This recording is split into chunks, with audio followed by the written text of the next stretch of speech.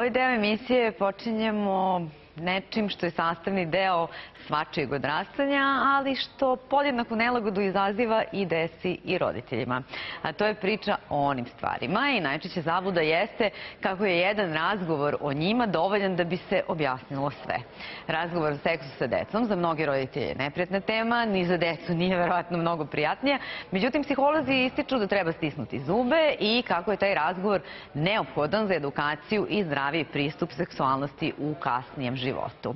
I sada evo jednog primjera kako se u Vojvodini bave ovim pitanjem.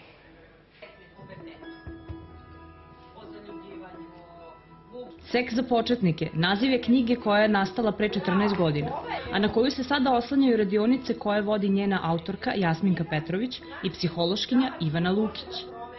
Ove edukacije imaju za cilj uspostavljanje komunikacije između učenika, roditelja i nastavnika na temu seksa.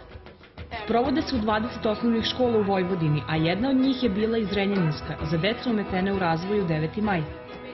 Oni imaju sve potrebe kao i mi, pa naravno i što se teme seksa tiče, to je jedna normalna i prirodna stvar, tako da je potrebno da i oni budu edukovani i da znaju o tome koliko toliko na ovom uzrastu, da ne bi bilo da eventualno došlo do nekih zloupotreba koje se dešavaju.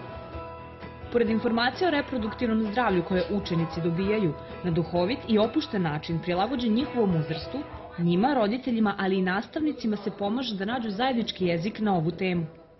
Važnost razvoja ovakve komunikacije i poverenja je velik jer skida etiketu tabua, a samim tim je prevencija od mnogih neželjenih posledica.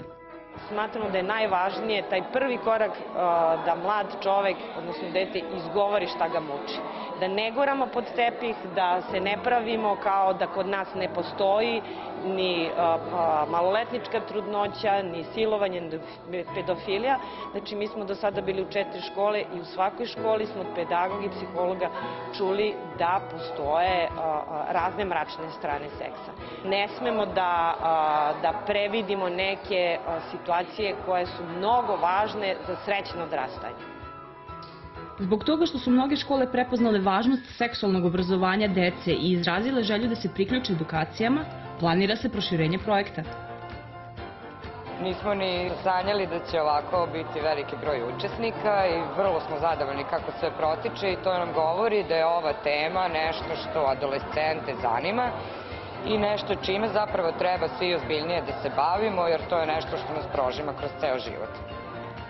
Dosadašnji odzivi škola i dobri ishodi radionica će svakako biti jedni od mnogih argumenata kada se pred poslanicima na dnevnom redu nađe predlog o uvođenju seksualnog vaspitanja u redovno obrazovanje.